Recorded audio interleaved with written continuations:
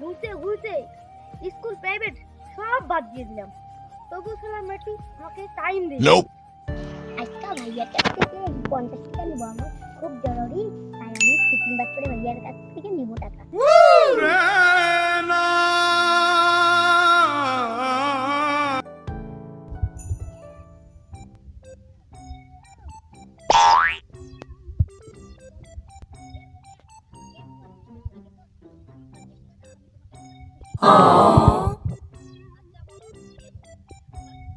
আগে টাকাটা দাও, তারপরে বলছি। আচ্ছা, তিনি 50 টাকা। বল, খুশি সংবাদটা কি? তোমার ফোনে সাদিয়া ভাবি ফোন দিয়েছে। সাদিয়া বলিছে, সাদিয়া বিস্কুট খাই, সাদিয়া।